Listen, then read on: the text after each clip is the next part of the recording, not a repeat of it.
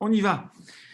Bonsoir à tous, bonsoir à toutes. Comme ça fait du bien de laisser son balai et sa serpillière pour se poser un petit peu. Je crois que si on ne s'était pas fixé ce temps, on ne se serait jamais arrêté. Donc, Baruch Hashem, je ne vous cache pas que moi aussi, ça m'a fait du bien de m'arrêter parce que moi aussi, j'aide ma femme. Et donc, j'ai procédé à beaucoup de tâches essentielles, comme on l'a expliqué la semaine dernière. Cette semaine, je vous l'avais dit, on va préparer le CEDER. On va préparer. C'est une année particulière, donc ce sera un cours, j'ai envie de dire, un peu peut-être moins palpitant que d'habitude, parce qu'il est plus pragmatique, il est plus halachique, mais la halakha, c'est aussi très important, et on peut des fois passer à côté de l'essentiel parce qu'on n'a pas su préparer correctement son CEDER, et il faut préparer son CEDER. Le CEDER de Pessah, ça ne s'improvise pas. On ne peut pas arriver le soir du CEDER de Pessah et commencer à feuilleter un petit peu sa Haggadah et dire alors là on se lève, là on est assis, là on se lève les mains, on fait la bracha, pas la bracha, le chef de famille, puis on a des Haggadot qui commencent un petit peu à dater. Et non, c'est quelque chose qui se prépare. Donc je vous propose ce soir, Bezrat Hashem, une répétition générale, comme lorsque l'on veut présenter un spectacle extraordinaire, on a du mal à imaginer que ce spectacle, on va le faire sans exercice au préalable, sans répétition. Il y a les répétitions à la première, à la deuxième, et il y a la répétition générale, après laquelle on est capable de se dire, Baruch Hashem, on est prêt pour le spectacle, on est prêt pour le grand show, et après ce soir, Bezrat Hashem, qu'on soit en mesure de dire, on est prêt pour le grand Seder de Pessah. Voilà. Première chose que je voulais vous dire, c'était commencer par la particularité du Seder de cette année, qui est, comme vous le savez très bien, le soir de Pessah tombe Motzei Shabbat. Et ça, c'est très compliqué parce qu'il y a un certain nombre de choses à ne pas rater et à avoir présent à l'esprit pour ne pas se tromper et ne pas commettre d'erreurs. Très bien. D'abord, première chose, la dernière fois que ça s'est produit, c'était il y a 13 ans, en 2008. Donc, vous voyez, ça commence à dater. On a peut-être, même si on remonte jusqu'à 13 ans, le souvenir, oui, je me souviens, on était dans un petit coin, on avait mangé, oui, de la péta, pas de la pita. Ah, mais on n'avait pas pu brûler le chametz parce que c'était Shabbat. Qu'est-ce qu'on a fait avec notre chametz? Alors, on va reprendre les choses dans l'ordre. Et je vous propose aussi un calendrier qui est un calendrier à chaque fois sur la journée du jeudi, du vendredi, du Shabbat, et aussi un calendrier horaire, parce qu'il y a un certain nombre d'horaires qu'il va falloir respecter pour ne pas être amené à transgresser des choses qui sont extrêmement graves. Très bien. Première chose, première étape, l'abdikat Hametz. Dans une année ordinaire, une dikat Hametz s'effectue l'avant-veille de Pessah, c'est-à-dire le soir du 15, la veille du 15. Donc le 14 au soir, c'est Pessah. Donc le 13 au soir, c'est l'abdikat Hametz. Cette année, le 13 au soir est un vendredi. On ne pourra pas faire de Bdikat Hametz un vendredi soir. Donc l'abdikat Hametz, elle est avancée au jeudi soir. Sauf qu'on n'est que le 12 Nissan. Donc on sera le 12 au soir, la veille du 13. Et donc on a 24 heures d'avance. Mais on n'a pas d'autre choix que de faire cette bdika jeudi soir. Donc cette année, nous sommes lundi. Donc jeudi, dans 3 jours, on fera l'abdikat Hametz à partir de 19h50. Puisqu'il faut attendre la tombée de la nuit. Chazal ont décidé qu'on ne pouvait faire Bdikat Hametz que la nuit et pas le jour. On avait expliqué déjà la semaine dernière les raisons. C'est qu'on a besoin de rentrer dans les coins et les recoins de la maison. Et même quand bien même on ferait une Bdikat Hametz le jour, on pourrait imaginer que une maison bien éclairée par le soleil, ça nous permettrait de faire une meilleure Bdikat Hametz. Eh bien, c'est une erreur, puisque Chazal estime que la nuit, lorsque je m'éclaire à la bougie, ça me permet de rentrer dans tous les petits coins et recoins, et le reflet, le rayon lumineux de cette bougie va me permettre d'inspecter des choses que je n'aurais pas pu voir en plein jour. Donc, à 19h50, on doit avoir fait Mincha Arvit et on ne fait rien d'autre. On ne commence pas une Serouda, on ne commence pas un travail laborieux. La première chose que l'on doit faire ce soir-là, c'est l'Abdikat Hametz dès 19h50 arrivé. C'est intéressant, il y a une mitzvah qui se présente à nous et Chazal nous disent, quand une mitzvah se présente à toi, Al Tahmid Sena. Alors là, c'est particulièrement pertinent. Al tahmid sena, ça veut dire ne laisse pas la mitzvah devenir hametz, ça veut dire elle va gonfler, gonfler, gonfler, et finalement, elle risque de se perdre. Donc, quand la mitzvah se présente à toi, ne la laisse pas passer, et l'abdika se présente à nous à 19h50 à la sortie des étoiles. On a déjà expliqué la semaine dernière qu'une bdika tramet, ça ne dure pas 3 minutes, ça ne dure pas 5 minutes. C'est une bdika qui doit être faite à la fois de manière, j'ai envie de dire, physique, puisqu'il s'agit d'aller quand même chercher dans chaque pièce de la maison tous les endroits où on aurait pu oublier du chametz.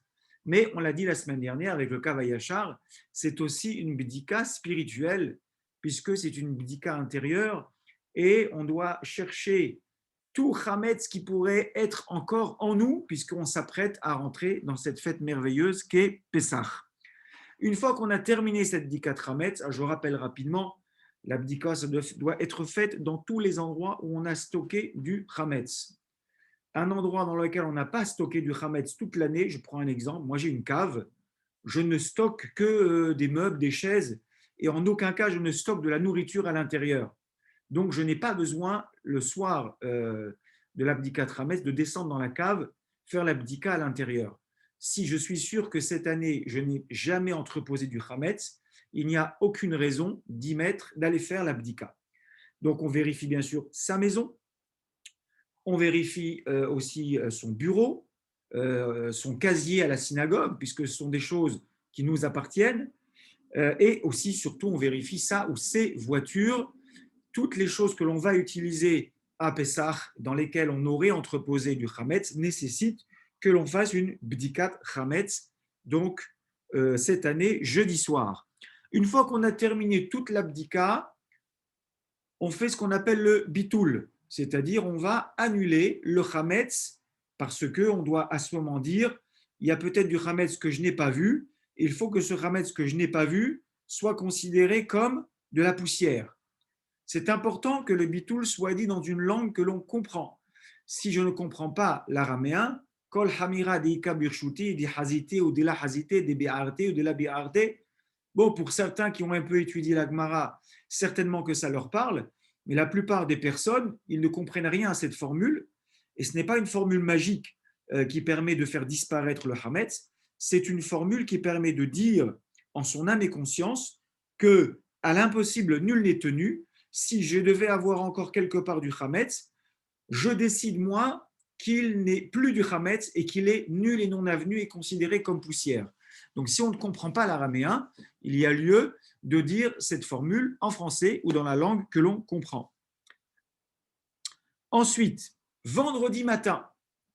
Alors ça c'est intéressant, vendredi matin on va procéder à ce qu'on appelle le biur Hametz, c'est-à-dire le fait de brûler tout ce qui nous reste, puisque une année normale, l'avant-veille, je fais l'abdika, mais c'est un bitoul, on va dire provisoire, parce que ce bitoul ne concerne pas le chametz que je mets de côté et qui va me servir le lendemain matin, par exemple, au petit déjeuner, puisqu'il est encore permis de manger du chametz au petit déjeuner. Et une fois que l'heure où je dois faire disparaître le chametz de chez moi, une année normale, qu'est-ce que je fais? Alors, je vais vous donner l'horaire. C'est 11h06 à Paris cette année. Donc, si cette année avait été normale, à 11h06, tout le chametz qui me reste encore en ma possession, je vais le jeter dans un seau, et je vais mettre de l'alcool dessus, je vais le brûler et je vais faire un bitoul définitif, puisque cette fois-ci, on ne reviendra plus dessus, je n'ai plus de chametz en ma possession.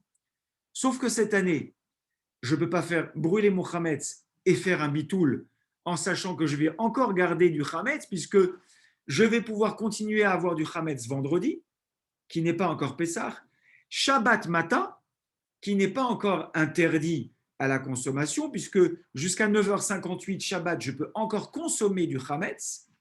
Et donc, le problème, c'est que j'aurais dû normalement brûler le chametz Shabbat, puisqu'on sera le 14, mais bien entendu, on ne peut pas brûler du chametz le Shabbat, donc je vais le brûler le vendredi. Et là, on aurait pu dire, mais le vendredi, j'ai toute la journée pour le brûler, puisqu'il n'y a pas d'interdiction d'être propriétaire de chametz le 13, puisque vendredi, on ne sera que le 13. Pour autant, Chazal ont estimé qu'on va garder les mêmes horaires que les années habituelles. C'est-à-dire, si l'année avait été classique, vendredi aurait dû être donc Erev Pessah, j'aurais dû brûler mon Hametz avant 11h06. Cette année, quand bien même c'est permis de continuer d'en avoir, je vais quand même brûler mon Hametz à 11h06 parce que les années suivantes, on pourrait se dire ah oui, mais je me souviens, l'année dernière, on a brûlé le Hametz à 4h de l'après-midi, donc c'est tout à fait permis de brûler le Hametz au-delà de cette 5e heure. Or, ce n'est pas le cas. Donc, vendredi matin, 11h06, on brûle le Hametz. Alors, c'est un cours particulier dans la mesure où les participants, depuis le début de ces cours, sont relativement timides. Mais là, en l'occurrence, toute question est la bienvenue, soit en activant un micro, soit peut-être lorsque je vais m'arrêter et vous donner la parole, ou encore peut-être à travers le fait d'écrire la question et je m'arrêterai peut-être quelques minutes pour répondre à d'éventuelles questions si jamais je n'avais pas été suffisamment clair. Vous le savez très bien, la veille de Pessah, il y a ce qu'on appelle Ta'anit Bechorot. Ta'anit Bechorot, c'est le jeûne des premiers-nés. Donc, tous les premiers-nés doivent jeûner la veille de Pessah. On ne fait pas ce jeûne qui n'est pas un jeûne institué au même titre que les autres jeûnes, mais c'est un minhag, c'est une coutume. Et généralement, on s'acquitte de ce jeûne en allant écouter un sioum de Gemara, d'études. Et généralement, après un sioum, il y a une seouda qui devient une seoudat mitzvah. Et donc, je vais pouvoir manger au titre d'avoir terminé ou participé à la conclusion d'un sioum. Cette année, la veille de Pessah, c'est Shabbat. Shabbat, il n'y a pas de Ta'anit. On ne peut pas jeûner le jour du Shabbat. Donc, qu'est-ce qui se passe? Le jeûne, il est quand même avancé. Il est avancé donc au vendredi. On ne jeûne pas non plus un vendredi. Les seuls jeûnes qui peuvent tomber un vendredi, c'est les jeûnes du 10 Tevet. On s'en souvient très bien, puisque cette année, le 10 Tevet est tombé un vendredi. En dehors du Asara Betevet, on ne jeûnera pas le vendredi. Donc le jeûne est encore avancé d'un jour et il est au jeudi. Alors nous sommes en présence d'un jeûne qui est un minhag. Ce jeûne va être avancé de 48 heures. Dans la halakha, il est stipulé que pour certains avis, dans la mesure où ce jeûne ne tombe pas le jour ou ne peut pas tomber le jour où il aurait dû être fait, c'est-à-dire Shabbat, puisqu'il a été devancé ou avancé, alors on considère qu'il est nul et non avenu et qu'il n'y a même pas lieu d'aller faire un sioum. Ceci étant, beaucoup de poskim, de décisionnaires, ont estimé que c'était bien quand même de garder la coutume d'aller s'acquitter du jeûne quand on est premier-né en écoutant un sioum de Masechet. Donc le sioum de Masechet sera donc jeudi et il faudra alors dans la mesure où ce jeûne, on l'a bien compris, est facilité, il y a 1, 2, 3 crans en dessous de la norme. C'est-à-dire, je m'explique, on a l'habitude qu'un papa qui a un enfant mineur qui est Bechor, alors que lui n'est pas Bechor, va écouter le sioum à la place de son fils pour se rendre quitte à la place de son fils. Dans le cas présent, où le jeûne est devancé au jeudi, les parents qui ont des enfants qui sont premiers-nés et qui sont mineurs moins que bar mitzvah n'ont même pas besoin d'aller faire ce sioum masechet. Également, et il y a une coutume, elle n'est pas répandue dans la halakha, mais elle existe, que les filles aussi fassent Ta'anit Bechorot et qu'elles s'acquittent en écoutant un sioum de Masechet. Cette année, puisqu'il y a beaucoup de latitude, les filles qui auraient le minhag en temps normal d'aller écouter le sioum pour se rendre quitte du Ta'anit n'ont même pas besoin de faire ce geste-là et de se rendre à un sioum pour être quitte du Ta'anit. Voilà, j'en ai terminé pour le Ta'anit. Maintenant, on arrive au vendredi. Donc, vendredi, on a dit qu'on fera le Biur Hametz, tout en sachant qu'on va garder de quoi manger du Hametz pour 2 Seoudot Shabbat, puisqu'il y a une Seouda où on a l'obligation de manger du pain vendredi soir, et une Seouda où on a l'obligation de manger du pain Shabbat matin. On va voir les horaires tout à l'heure. Alors, maintenant, on va parler de choses très concrètes. Il y a plusieurs possibilités pour les Seoudot de Shabbat qui tombent Erev Pessah. Avant cela, on doit essayer de comprendre quelle est la problématique et quelle est la difficulté. Shabbat, je suis obligé de manger du pain. On ne peut pas se contenter de manger du gâteau ou de manger des fruits, surtout à la première et à la deuxième Séouda, c'est-à-dire vendredi soir et Shabbat midi. Ça, c'est une chose. Donc, puisque j'ai le droit de manger du Hametz ce Shabbat, puisque l'interdit de Hametz, l'interdit de consommation de Hametz ne commencera que samedi à 9h58, donc j'ai le temps de faire une Séouda avec du pain vendredi soir et une Séouda avec du pain Shabbat matin. Shabbat après-midi, on va balayer la problématique tout de suite. Il est hors de question de faire Souda Chichit avec du pain pour une raison simple, c'est que à partir de 9h58, déjà Shabbat est frappé de l'interdiction de consommation de Hametz. Donc après 9h58, je ne peux plus consommer ni de pain, ni de pita, ni rien d'autre qui ressemblerait à du Hametz. Donc la Seuda Shlichit, on en parlera un petit peu tout à l'heure, mais d'emblée, il faut dire qu'elle est impossible avec du Hametz, puisqu'on est déjà dans l'interdit de consommer du Hametz. À côté de ça, on aurait pu dire, alors allons-y, facilitons-nous la vie et faisons la Séouda avec des matzot. Bon, pour certains, les matzot, si je mange, si je suis kovea Séouda, si je fixe un repas avec de la matzah, alors ça devient comme du pain. Et donc, je pourrais faire un motzi et hamina haaretz dessus. Et donc, c'est très bien, puisque je n'ai plus de problème avec mélanger le chametz avec le kasher les pessar, comme on va le voir tout à l'heure. La difficulté, c'est que pour pratiquement tous les poskim, il y a vraiment quelques rares exceptions, l'interdiction de consommer de la matzah commence la veille de Pessah au matin. Alors, il y a beaucoup de coutumes. Hein. Les coutumes en Afrique du Nord, me semble-t-il, c'est d'arrêter de consommer de la matzah depuis déjà Rosh Chodesh Nissan. Certains ont déjà l'interdiction de consommer de la matzah depuis Purim, c'est-à-dire 30 jours avant. En réalité, il y a quatre minagim. Il y a 30 jours avant, depuis Purim, puisque 30 jours avant, on est déjà dans l'ambiance de Pessah. Ensuite, il y a à partir de Rosh Chodesh Nissan, puisque alors là, on est vraiment dans le mois où va tomber la fête de Pessah. Ensuite, il y a depuis la veille au soir, c'est-à-dire le 14 Nissan, au moment où on fait la Bdikat Hametz. Quand on fait Bdikat Hametz, déjà, on sent que on est vraiment, on approche, on est à 24 heures de la soirée du Seder. Et il y a depuis le 14 au matin, c'est-à-dire la veille de Pessah. Alors, le Rav Ovadia Yosef, lui, tranche que l'interdit formel de consommer de la matzah commence au matin, mais comme je vous l'ai dit tout à l'heure, il y a beaucoup de Sfaradim qui font remonter l'interdit depuis soit Purim, soit Rosh Chodesh Nissan. La raison de ce minhag, elle est très simple. Il faut absolument que la matzah que je vais manger le soir du Seder, qui est une matzah de mitzvah, puisqu'il y a une mitzvah de consommer de la matzah, comme on va le voir tout à l'heure, le soir du Seder.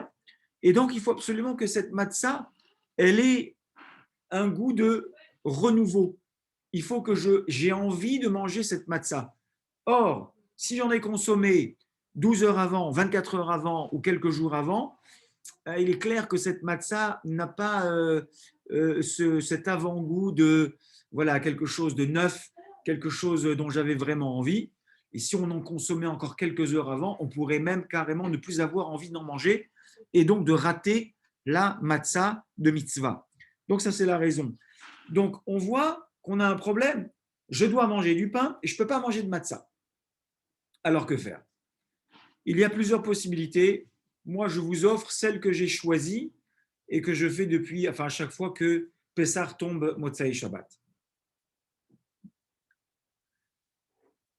Je vous conseille d'avoir de la pita. Certainement pas des chalotes. D'abord, pardonnez-moi, je conseille à tout le monde, et je crois qu'il n'y a pas que moi, hein, tous les rabbinim sont formels là-dessus. Déjà quelques jours avant, généralement, on est déjà dans Kacher les Pessah, la cuisine est cachérisée, on a commencé à cuisiner Kacher les Pessah. Mais là, en l'occurrence, Shabbat, qui est veille de Pessah, c'est inimaginable d'avoir des marmites dans lesquelles on aurait consommé des plats qui soient chametz. D'accord? parce qu'on va quand même avoir vendredi soir et Shabbat matin, où on peut consommer du Hametz. Tout ce qui va constituer nos repas de vendredi et Shabbat doivent être kasher les Pessah et fabriqués, cuisinés dans des ustensiles kasher les Pessah. Donc on a une table kasher les Pessah, on a une cuisine kasher les Pessah, on a des kelim kasher les Pessah et on a de la nourriture kasher les Pessah. Ceci étant, on a l'obligation de faire un motzi. Donc, je propose d'avoir juste la quantité de pita, du pain de pita, pour les deux repas, vendredi soir et Shabbat matin. On va parler du vendredi soir. Donc, il faut que chacun puisse consommer 60 grammes de pita. Donc voilà, moi je vous dis, je pense qu'il faut les peser. Une pita, ça fait grosso modo, on a calculé 80 grammes. Donc il faut, bon, 60, on n'est plus à 20 grammes près. En général, on aime bien manger du pain Shabbat. Donc je pense qu'il faut considérer que chaque personne qui a un hiyuv de Seouda, donc les hommes, les femmes, les enfants de plus de 13 ans, on va parler des petits, ils doivent avoir chacun une pita à consommer vendredi soir et une pita à consommer Shabbat matin. Vous faites votre compte et vous achetez exactement le nombre de pitotes. Je ne pense pas qu'il faut multiplier le pain à quelques heures de l'interdit de Pessah. Donc vendredi, après, chacun a sa configuration. Hein. Moi, je ne peux pas rentrer dans les logements de tout le monde, mais chacun a sa configuration. Moi, je vous donne la mienne. Je vais avoir un salon qui va être dans lequel je vais passer mon seder, qui va être kasher les Pessah. Je ne peux pas imaginer, d'autant plus qu'on va en parler tout à l'heure, samedi soir, on ne pourra rien préparer avant la tombée de la nuit pour le seder. Donc, j'encourage vivement tout le monde à avoir déjà sa table de Pessah prête depuis vendredi après-midi, avec presque, j'imagine bien qu'elle soit déjà dressée, que les chaises soient mises. On va en parler tout à l'heure. Il faut que chacun ait un makom moshavo, un endroit où il va pouvoir s'accouder, être à l'aise. Tout ça, ça ne peut pas se faire dans la précipitation samedi soir. Donc, moi ce que je vais faire, c'est que j'aurai un salon kasher les Pessah avec tout qui est quasiment prêt pour le soir du Seder, samedi soir. Vendredi, je vais être un petit peu en retrait, puisque j'ai une avant-pièce qui est juste avant mon salon ou ma salle à manger, qui est suffisamment grande pour accueillir une grande table avec des chaises pour tout le monde. Et là-bas, on va manger notre repas kasher les Pessah, mais accompagné avec de la pita. Donc on fera une pita chacun, et on fait très attention de ne pas en émétier partout, c'est l'avantage de la pita. Et une fois qu'on a terminé, on ne va pas laisser traîner, surtout si on a des enfants. On range les petits sachets de pitote pour le lendemain exactement en nombre, et on continue son repas. Alors, si le cœur vous en dit, vous dites, moi, une pita, ça ne me suffit pas, il m'en faut deux, et je les mangerai les deux, la brioute, c'est très bien, mais il faut être sûr de ne pas commencer à couper des bouts de pain, parce qu'après, on va rentrer dans un problème dont on va parler pour le Shabbat matin. Je vais parler maintenant du Shabbat matin. Donc, je répète, vendredi soir, il faut manger au moins 60 grammes de pita. Shabbat matin, la problématique, elle est plus compliquée parce qu'après 9h58, il n'est plus possible de manger du chametz. Donc, ça veut dire, je pense que dans toutes vos kehilotes, on va vous l'annoncer, la tfila de Shabbat matin doit être faite au Netz. Le Netz est à peu près à 7h moins 10. Donc, je pense que c'est une tfila qui commence à 6h30. Quand on prie au Netz, on finit généralement à 8h30. Ça laisse le temps de rentrer à la maison et d'avoir 1h et demie devant soi. Donc, on arrive à la maison, j'imagine, à 9h moins quart, 9h au plus tard. Et là, on recommence. Sauf que là, je pense que chacun doit avoir sa petite idée. Il est 9h du matin, je dois manger du pain, on a dit de la pita, juste ce qu'il me faut. Et donc, je suis confronté à qu'est-ce que je mange à 9h du matin. Alors, on a tous une dafina, on a tous un tchoulent, on a tous un couscous, je ne sais trop quoi. On a son repas du Shabbat, pardon, pas de couscous, hein, pas de couscous. Excusez le lapsus. On peut avoir une dafina, on peut avoir un tchoulent si on est ashkénaze, mais bien entendu, la fameuse dafina qui est kasher les Pessah, dans laquelle il n'y a pas de riz, quand on n'est pas tunisien, il n'y a pas de blé, et il n'y a grosso modo que de la pomme de terre, de la viande, un peu de choses, je crois. Oui, il n'y a pas grand-chose. On met des petits pois, voilà, on met des petits pois dans la dafina de Pessah, et c'est vrai qu'il n'y a pas grand-chose, mais bon, on rajoutera peut-être plus de pommes de terre et de viande cette fois-ci. Et le problème, c'est que manger un plat comme ça à 9 h du matin, il faut être costaud et on n'en a pas forcément envie. Donc là, chacun fait comme il veut. Si quelqu'un dit, moi, je vais faire un petit déjeuner royal le matin, bon, ça pose quand même un problème parce qu'il faut quand même pouvoir manger de la viande. Alors peut-être qu'on peut se dire, je vais faire un bon petit déjeuner avec peut-être du saumon fumé, peut-être du poisson, peut-être avec du thon. Et là, je vais manger mes pitotes avec sans salade, on fera comme on voudra, avec un bel apéritif. Et puis ensuite, terminer, faire Birkat Amazon et ensuite manger, avant 9 h 58, se débarrasser de tout ce que l'on a comme chametz. Ce que encore une fois, je préconise, c'est d'avoir vraiment terminé tout son chametz. Il pourra rester peut-être quelques miettes de pitote. Ces miettes-là, on les prend, on les met aux toilettes. On n'a pas d'autre choix. La poubelle, ce n'est pas à recommander. On balaye un peu partout parce qu'on a peut-être mis quelques miettes. Avec une pelle, on met tout ça aux toilettes. La pelle et le balai, pareil, on époussette tout ça sur les toilettes. On s'en débarrasse dans un balcon pour être sûr de ne pas être amené à l'utiliser pendant Pessah. Et on fait pas Birkat Amazon tout de suite. On fait le bitoul. On fait le bitoul, très très très important, puisque le bitoul, on n'a pas pu le faire la veille. On va faire le bitoul, donc, Shabbat matin à 9 h 58, une fois qu'on a terminé, parce que l'autre possibilité, c'est de dire, je mange tranquillement, et après, je prendrai mon repas sans pain, et je continuerai, je ferai Birkat Amazon à 11 h à midi. Le problème et le risque, c'est qu'on oublie le bitoul, et on ne peut pas faire un bitoul une fois que l'heure d'interdiction de posséder du chametz est arrivée. Donc il faut absolument faire le bitoul, et pour ne pas l'oublier, dès qu'on a terminé de manger sa pita, dès qu'on s'est débarrassé et qu'on a jeté les miettes aux toilettes, on revient à table, on fait le bitoul, qui est l'annulation définitive de tout le chametz, et très important aussi, on débarrasse les miettes, on va se brosser les dents. Alors, se brosser les dents, petit rappel de halakha, il faut plusieurs conditions. Il faut une brosse à dents en nylon. Je précise, aujourd'hui, elles sont pratiquement toutes en nylon, mais il y avait une époque où elles ne l'étaient pas. C'était j'ai entendu ça ce Shabbat, en poil de sanglier. Et là, ça a un problème parce que on peut être amené à presser, et ça s'appelle shrita. Donc, on a de l'eau dans cette brosse, et à chaque fois qu'on presse, on écrase quelque chose, et c'est interdit Shabbat. Ensuite, il faut utiliser absolument un dentifrice liquide. Un dentifrice liquide, c'est quelque chose qui coule. D'accord. Si le dentifrice, quand vous faites ça, il ne coule pas, ce n'est pas permis Shabbat. Et dernière recommandation pour se brosser les dents Shabbat, il faut ne pas avoir les gencives qui saignent.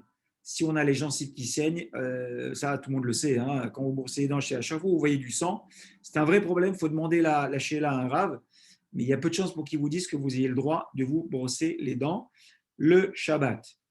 Voilà, et puis pourquoi se brosser? Parce qu'on a encore des traces de dents, des traces de pain qui peuvent rester dans les dents, et si ça traîne jusqu'après l'interdiction de consommer du chametz, ça peut être problématique. Voilà, je crois que j'ai terminé pour la particularité de cette année où Pessah tombe Motsai Shabbat. Donc, dans la journée de Shabbat, l'après-midi, on pourra, oui, alors je vais vous donner la parole, on pourra faire Seuda Shlishit. Alors, certains feront de la matzah Ashira, chacun fera ce qu'il voudra, avec des fruits, enfin, on peut faire avec des fruits, c'est bien avec des fruits.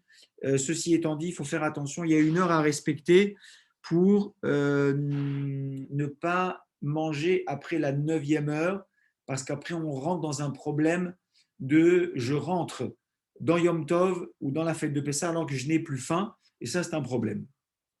Dernière chose, et je vous donne la parole, et puis après, je vais attaquer quelques halachot du Seder, c'est ce que je vous avais promis. Le Shabbat, donc la journée sera une journée classique. Ce sera une très bonne chose de se reposer vraiment Shabbat après-midi, parce qu'on s'est levé tôt Shabbat matin, et il faut qu'on soit en grande forme, comme on va le voir tout à l'heure, pour le Seder. Donc une belle et grande sieste le Shabbat après-midi, vous et les enfants, est grandement recommandée. on ne pourra rien préparer Shabbat pour le Seder avant 20h02. Je répète, même préparer l'eau avec le sel pour le karpas, le plateau du Seder, on dit, oh, mais c'est une mitzvah. Ce n'est pas une mitzvah, c'est une avera. Hachana Mishabbat le Yom Tov est une avera. On n'a pas le droit de voler, entre guillemets, ne serait-ce qu'une seule seconde du temps de Shabbat pour préparer quelque chose, quand bien même ce serait pour un autre Yom Tov. À plus forte raison si Motzei Shabbat est Chol. Hein, un Shabbat classique, à la fin, c'est Chol. On n'a pas le droit de faire une action juste pour gagner un peu de temps et ne pas être obligé de le faire Motzei Shabbat. Je reviens sur la brosse à dents par rapport à ce que je viens de dire. Et c'est une autre recommandation. La dernière utilisation de la brosse à dents, par exemple, il y a des gens qui font une sieste et qui se brossent les dents l'après-midi, Shabbat. Donc, cette utilisation de la brosse à dents, il faut faire très attention de ne pas la rincer, la brosse à dents, parce que ce rinçage de la brosse à dents n'est pas du tout pour le Shabbat, mais pour avoir une brosse à dents propre le soir qui n'est plus Shabbat. Donc, samedi après-midi, quand on s'est brossé les dents et qu'on ne va plus utiliser sa brosse à dents Shabbat, on n'a pas le droit de la rincer parce que ça s'appelle hachana, une préparation de Shabbat pour le chol. Et même pour un Yom Tov, je n'ai pas le droit. J'aurais pu dire, comme c'est le cas cette année, mais c'est Yom Tov samedi soir. Non, la Kedusha de Shabbat, c'est une Kedusha. La Kedusha de Yom Tov, quand bien même c'est Pessah, c'est une autre Kedusha. On ne peut pas les mélanger. Donc 20h02, rien, aucune préparation et certainement pas l'allumage des nérotes parce qu'on est encore dans Shabbat. Et le deuxième soir du Seder de Pessah, très important, puisque nous en Chutz Laaretz, on a 2 soirs, c'est 21h04 parce que c'est un détail non négligeable, mais cette année, nous changeons d'heure samedi soir, dans la nuit de samedi à dimanche. Donc, le deuxième soir du Seder, on passe à l'heure d'été et donc on est décalé d'une heure. Donc, la fin du premier Yom Tov est à 21h04.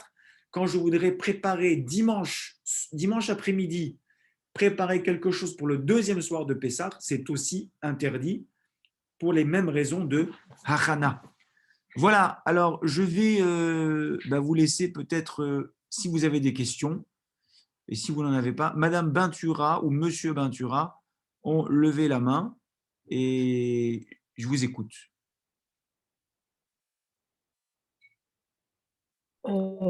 Oui, bonsoir, Monsieur Isu, excusez-moi. J'avais une question concernant donc, le jour de Shabbat. Est-ce qu'il est possible de terminer donc, la pita avant 9h58, enfin ne manger que de la pita et puis à midi reprendre un repas normal sans motzi? Très bien, c'est ce que je l'avais dit, mais pas suffisamment clairement. Ah, pardon. Non, Oui. parce que ce que je vous disais, c'est que pas tout le monde a envie de manger un repas chaud à Oui. 9h du matin, comme on a dit tout à l'heure. C'est une dafina, je ne sais pas ce que vous mettez sur la plata comme repas chaud qui est caché les Pessar, mais à 9h du matin, on n'a pas forcément envie. Donc, on peut très bien faire une seouda avec de la pita. C'est-à-dire qu'il faut au moins. Donc, je ne l'ai pas dit, mais ça me paraît évident. Hein. Avant de manger la pita, il y a le kidouche quand même. Hein. Donc, j'ai fait mon kidouche le matin à 9h quand je rentre de la choule. Je mange de la pita. Alors, je peux l'accompagner avec une petite salade parce que la pita seule, c'est un vrai étouffoir. Hein. Ça passe difficilement. Mais je dis, moi, à 9h, je n'ai pas envie de manger mon repas. Donc, je termine mes 60 grammes ou 80 ou 100 grammes de pain avant 9h58 avec une petite salade, une tranche de charcuterie. Hein, ceux qui ont un peu la force pour faire passer. Qu'est-ce qu'on a gagné avec une tranche de charcuterie? J'ai gagné que j'ai déjà mangé ma deuxième séouda avec de la viande.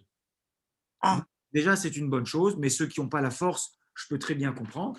Donc, on fait Birkat Amazon, et puis là, on dit, allez, on va étudier un peu avec les enfants, on va préparer les questions pour le Seder de Pessah, ou alors, tout simplement, on va se reposer, et on dit, voilà, je fixe mon repas à Kacher les Pessah, samedi à 12h, 13h, 13h30, et ce sera le repas chaud que je me suis réservé. D'accord. Et en l'occurrence, ce qu'on a gagné, écoutez bien, merci pour cette question, c'est que si vous le faites après 13h30, oui, ça devient votre Seouda Shlichit. Ah, ok.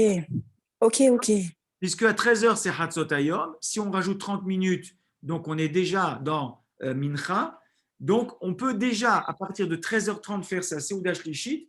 Et en l'occurrence, je ferai une belle Seuda Shlichit avec mon repas que j'ai préparé, bien entendu sans pain, mais bon, ça peut être quelque chose qui se mange très bien sans pain, je ne sais pas moi, un poulet rôti avec des légumes, des choses comme ça, qui peuvent très bien se manger sans pain. Et là, on fera la bracha, Adama sur les haricots, haché à colle sur le poulet, etc. Et boire, enfin, ce que vous voulez boire. Et vous avez une vraie Seuda Shlichit. Ok, très bien. Voilà. J'avais aussi une deuxième question, si c'est possible. Ah ben oui, on est là ce soir. Alors juste, j'avais une question aussi. Est-ce que j'ai le droit de demander aux enfants de faire une sieste Shabbat en vue d'être en forme pour le Seder? Est-ce que Oui, j'ai le droit de le dire explicitement? oui, mais il ne faut pas Ou le non? formuler. Ah, il ne faut pas le formuler. Non, D'accord. vous avez raison. Cette question a déjà été posée, par exemple, dans C'est Shabbat, je suis un étudiant et on se repose tous Shabbat, d'accord? On fait tous des siestes Oui. Shabbat. Et est-ce que je peux aller dormir pour être en forme? C'était les étudiants en médecine à l'époque, pour être en forme et veiller jusqu'à 4 heures du matin après Shabbat pour préparer ses examens. Alors, on va dire, on n'a pas le droit, c'est Achana de Shabbat pour le Chol, d'accord? Ah oui. On a Oui. le droit de le faire, mais on ne le verbalise pas. On ne dit pas, je vais dormir pour être en forme ce soir pour pouvoir réviser à mes examens.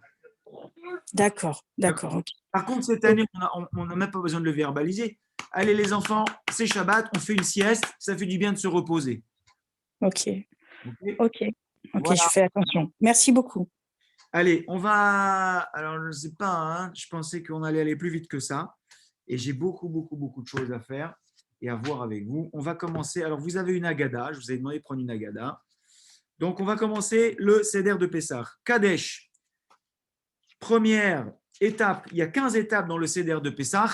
C'est bien de faire cette préparation. Comme ça, on est vraiment prêt, Bezrat Hashem, samedi soir. Première étape, Kadesh. Kadesh, c'est le Kiddush.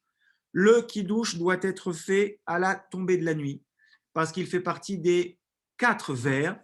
Et je ne vais pas rentrer trop dans le détail parce que sinon, là, il faudrait qu'on s'arrête vraiment pour étudier avec des sfarim. Mais là, on est vraiment dans un format où il faut donner des informations claires pour que les gens comprennent halachiquement ce qu'on doit faire. Le premier cause du Kiddush, c'est le premier des 4 coupes de vin. Les 4 coupes de vin, c'est une seule mitzvah qui doit obligatoirement avoir lieu la nuit, puisque tout le Seder de Pessah doit avoir lieu la nuit. Donc également, la première coupe de vin doit commencer à la tombée de la nuit.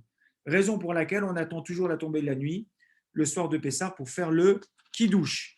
Donc, très important, cette soirée du Seder, le timing est précieux. On est pris par plusieurs contraintes. Premièrement, il faut que je réussisse mon Seder parce que j'ai une mitzvah de vie, Gatalvin Chabayamahu, de raconter à mon fils ou à mes enfants la grande histoire, le grand récit de la sortie d'Égypte. Et ça, je ne peux pas le rater parce que c'est une mitzvah qui m'est offerte qu'une fois par an. Donc, il faut que mon enfant il soit en forme et qu'il ne s'endorme pas. À côté de ça, il ne faut pas bâcler les choses. Comme on a dit la semaine dernière dans le Kavayachar, la Haggadah, c'est quelque chose qui se fait behamtana, de manière calme, de manière lente. On dit les choses, on explique les choses, on raconte les choses. À côté de ça, j'ai à ma table du Seder ma femme qui est au bord de l'épuisement, enfin, qui est déjà totalement épuisée par le marathon qu'elle a fait depuis Purim. Et c'est tout à fait compréhensible. Donc, elle n'est pas prête à m'entendre faire les grands pilpoulim qui vont durer 3 heures ou 4 heures. À côté de ça, j'ai avec moi, peut-être, j'ai invité des personnes âgées. Donc, des gens à qui ça va être compliqué de rester, de s'attarder trop longtemps, et tout simplement parce que c'est des gens qui ont besoin de manger. Par exemple, ils prennent des médicaments et vous n'allez pas leur raconter ce soir, patience, hein, on ne mange pas avant 11 heures du soir. Donc, c'est des contraintes très différentes selon le public que l'on a et on ne peut pas se manquer ce soir. Donc, je vais essayer de vous donner un petit peu le secret de la réussite d'un bon Seder. Donc, le kidouche, il se fait à la tombée de la nuit, mais on veut gagner du temps. Ce n'est pas maintenant qu'on va préparer sa table du Seder, parce qu'on l'a dit, Shabbat, ce n'est pas possible. Donc, le gros du travail devra être fait vendredi. Et il y a énormément de choses à faire la veille de fête, en l'occurrence cette année vendredi, comme on va pouvoir le voir. Donc la table, elle est prête depuis vendredi. les assiettes, elles sont prêtes depuis vendredi. Le seder, à part les choses qui se gardent au frigidaire, le plateau, il doit être prêt. Les matzot, elles doivent être pesées et préparées pour chaque invité. Je vous dis ce que je fais chaque année. J'ai ma balance cachère les Pessah et c'est pas très drôle. C'est une vraie corvée, mais ça me fait gagner tellement de temps le soir du seder. Je vais avoir un sac plastique dans lequel chacun va avoir ses kazetim. Il y en aura 3, il y en aura 4, il y en aura 5 en fonction des personnes qui sont capables d'en manger 3 ou 5. J'ai des sacs plastiques où il y a dedans le chiour de maror, puisqu'il en faudra 2, il en faudra un dans le maror, il en faudra un dans le korer. Donc tout ça, ça prend énormément de temps. Pour peu que vous ayez une tablée de 20 ou de 30 personnes, imaginez que vous commenciez à couper vos matzot. Ah là, il y a 20 grammes, ah, il y a 30, il y a 40, il y a trop, il n'y a pas assez. Ça va vous faire perdre un temps fou, alors qu'on est, comme je vous l'ai expliqué, très pris par le temps.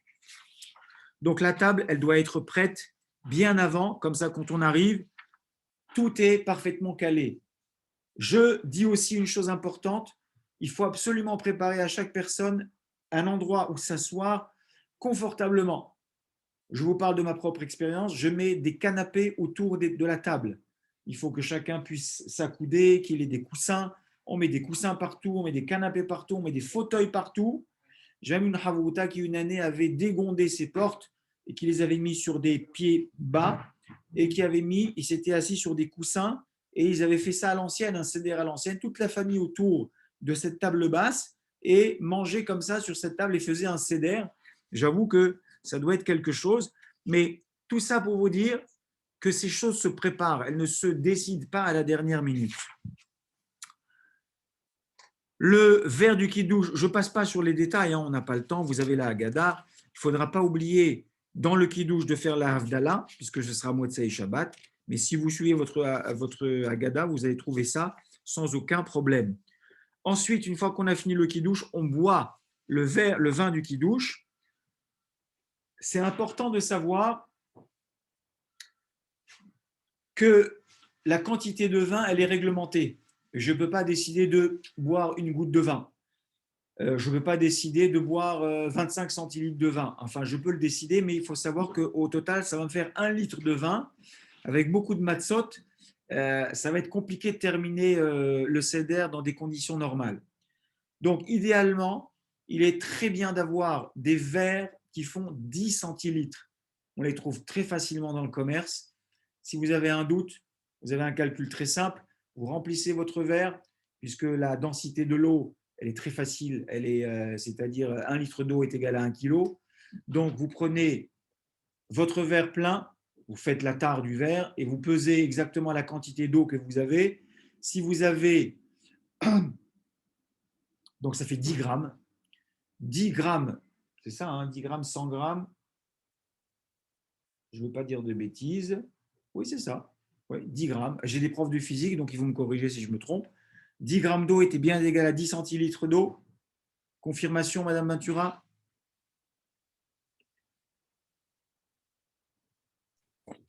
Oh, oui, c'est ça. Oui, c'est ça. Hein. C'est ça. Vous ne voulez pas me tromper d'un zéro. Donc, très bien. Donc, 10 grammes d'eau. Et vous savez, vous avez un verre de 10. S'il fait 12, s'il fait 15, s'il fait 20, on va voir que ça va poser peut-être un problème. Pourquoi? Nous, aujourd'hui, on va apprendre des halachot, lechatrila. Ça veut dire, on est, Baruch Hashem, tous en bonne santé.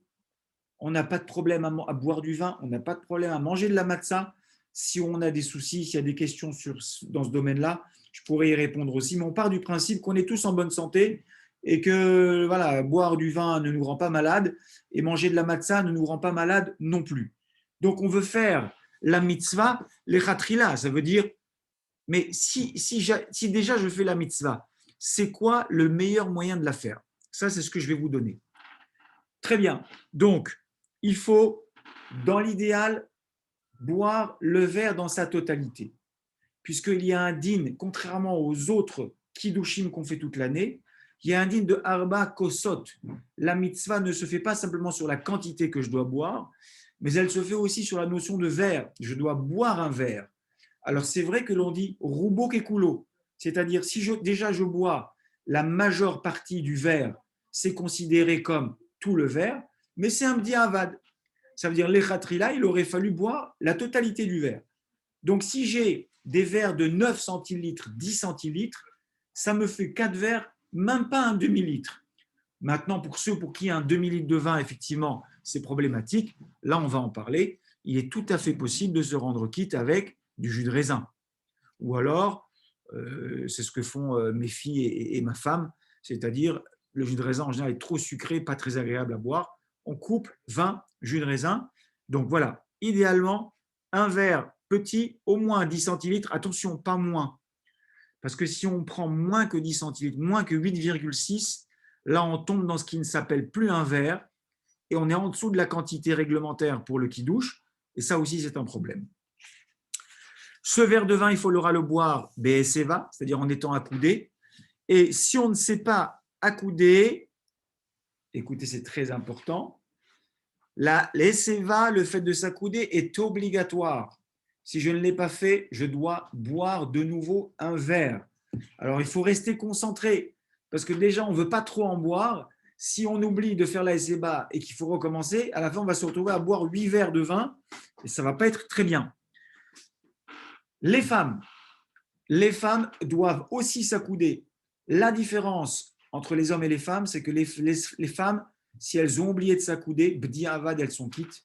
Elles peuvent s'appuyer sur celui qui pense que de nos jours, la SEVA n'est plus une coutume, on ne boit plus, on ne mange plus comme ça. Donc les hommes, en revanche, eux, doivent refaire de nouveau boire le verre. Ok, un gaucher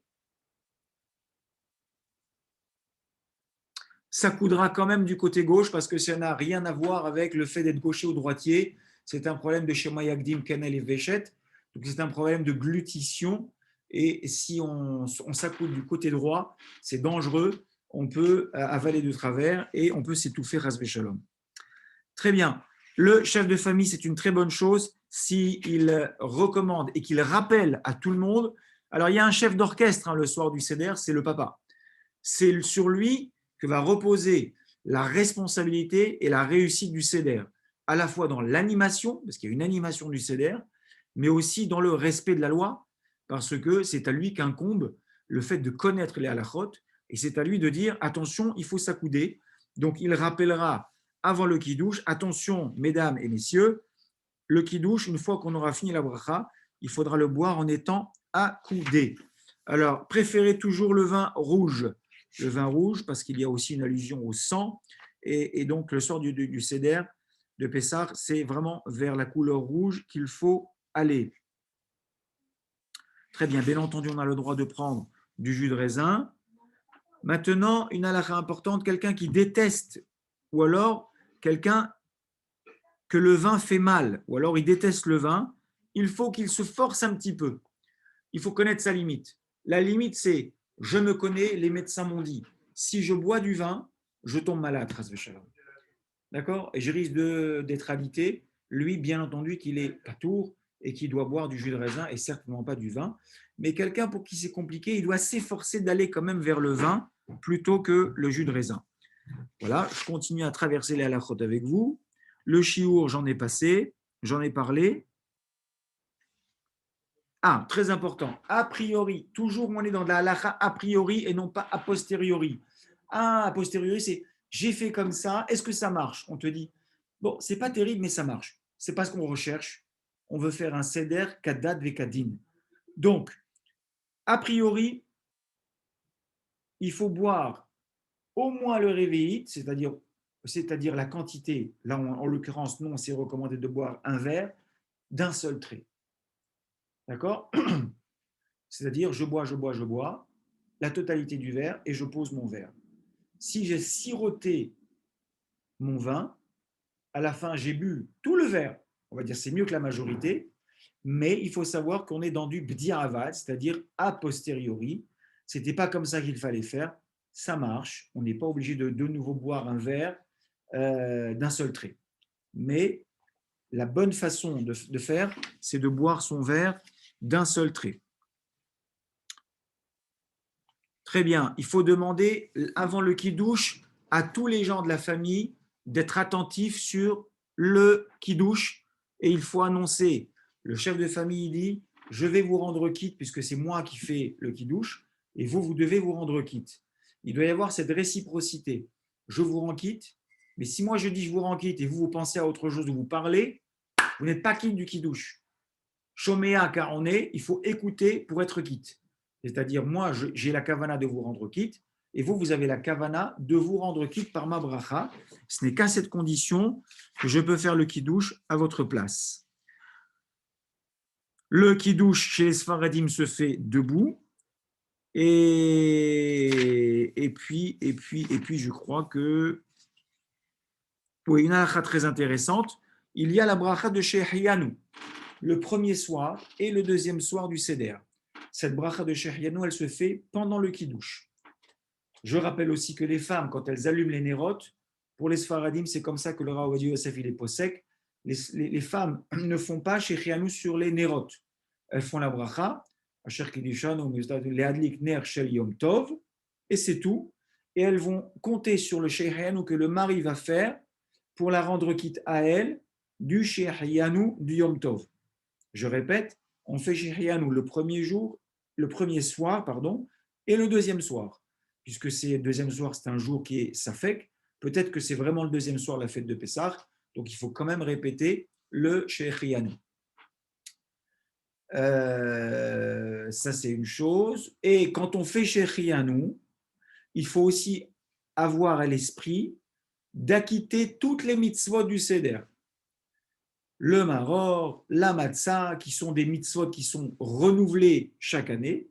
Donc, lorsque l'on fait Shehianu, on dit il faut avoir la kavana de se rendre quitte de toutes ces mitzvot du Seder de Pessah. Voilà, j'ai terminé pour le Kiddush. Kadesh, après Kadesh, il y a Urhatz. Urhatz, c'est la Netilat Yadayim que tout le monde doit faire pour pouvoir consommer le karpas, c'est-à-dire le céleri. La raison de cette Netilat Yadayim, qui je le rappelle est sans bracha, c'est parce que on ne peut pas consommer un aliment que l'on va tremper dans de l'eau en ayant les mains qui ont un doute, un risque d'impureté. Donc pour se débarrasser de cette impureté, on fait une netila sans bracha. La netila avec bracha, elle a été instituée par les sages uniquement lorsque l'on va manger du pain et une quantité minimum de pain, mais pas pour tremper un légume dans de l'eau. Donc comme on va tremper ce karpas dans l'eau salée, il faut absolument faire netila zelaim. Et contrairement à ce qui est écrit dans certaines agadotes, ce n'est pas que le chef de famille qui se lave les mains. Tous ceux qui vont prendre ce céleri qui va être humide ont l'obligation d'aller se laver les mains. Ensuite, on est à la troisième étape, Kadesh Uchatz Karpas, le céleri. Il faut prendre une petite quantité de céleri, ce n'est pas la peine d'en manger beaucoup, moins que 20 grammes. Sinon, on rentre dans un safek de bracha acharona. Est-ce que je dois faire la boréné fachot à la fin? Donc, je prends vraiment un tout petit morceau, une petite tranche de céleri. Je la trempe, je la donne à tout le monde. Ce qui se passe, c'est que c'est le papa qui va faire la bracha de Boré Priya Adama. Voilà. Et il va rendre quitte de nouveau tous les assistants, toutes les personnes qui sont à la table du Seder de Pessah.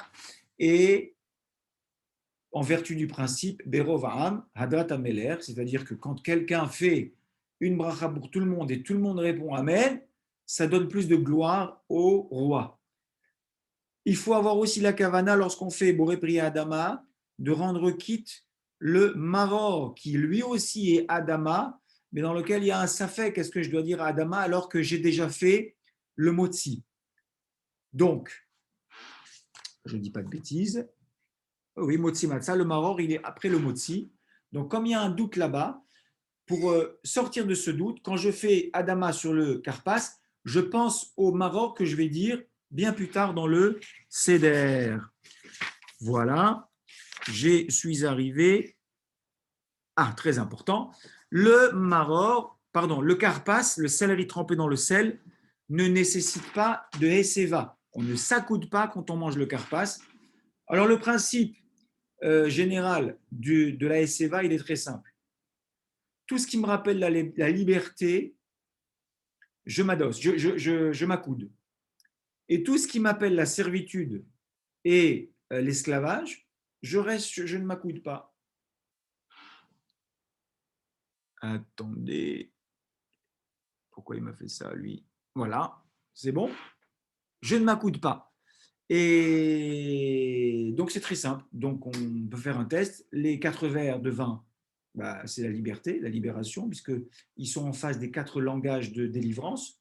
Le maror, c'est la servitude, l'amertume, je ne m'accoude pas. Le karpa, je ne m'accoude pas. La matzah, c'est la liberté, je m'accoude. Alors, le korer, c'est un mélange de matzah et de maror. Bon, on s'accoude parce que c'est quand même la façon de manger le maror. Voilà. Oui, très important. Al-Derech Hasod, d'après la Kabbalah, c'est bien de toujours laisser du karpas, du céleri dans le plateau du seder. D'accord, c'est pas bien d'avoir vidé tout son plateau alors qu'on n'a pas encore terminé la soirée. Il faut toujours que le plateau du seder soit plein de chaque élément, même si on a terminé quelque chose. On a fini Maror, on n'a pas, totalement démuni le plateau du seder du Maror. On laisse du Maror, on laisse du Karpas, on laisse le plateau toujours plein pendant la soirée du Seder. Yahatz, on est à la 4e étape. Yahatz, c'est on va prendre les matzot et on va prendre la matzah du milieu. Alors, je ne rentre pas dans les explications, hein. Il est déjà 21h. D'ailleurs, c'est une she'ela. Il est 21h et je promis de ne pas dépasser 21h. Écoutez, je vous donne la parole. Si vous estimez qu'on peut encore faire moi, je vous propose autre chose. Soit on continue, mais on n'ira pas jusqu'au bout, parce que je ne peux pas retenir les gens 1h30. Soit on reprend demain ou après-demain. Peut-être demain soir, ça serait bien pendant que c'est encore frais. Et exceptionnellement, on fait un deuxième cours demain soir, où on prendra tranquillement le temps de passer les halachot, pas toutes les halachot, principales du Seder de Pessah. Alors, je veux bien vous écouter. Oui, il n'y a aucun souci. Préférable demain? Oui, oui, tout à fait. Alors, ah oui, j'ai entendu que personne. Oui, moi je suis d'accord. Aussi, je préfère, oui, oui. Très bien. Allez, parce S'il vous qu'on plaît, fait ouais. déjà plus d'1 heure qu'on est dessus. On Moi est aussi. arrivé à peine au Yahatz et je n'ai même pas expliqué comment on le fait et il reste encore pas mal de choses à faire. Alors moi, sans garantie, mais vous pourrez enregistrer oui, et de nous toute faire façon, parler. j'enregistrerai. Voilà. Ok. De toute façon, Excusez-moi. j'enregistrerai. Juste rectification, excusez-moi pour tout à l'heure. 10 centilitres, c'est 100 grammes. Excusez-moi. Et oui, c'est parce que 10 Bah oui, centilitres. moi aussi, ça me parle. Pardon, j'ai entendu 10 millilitres. Non, 10 centilitres. Attendez. Allez, c'est bien. On va faire. Alors, attendez. Je vais juste arrêter l'enregistrement.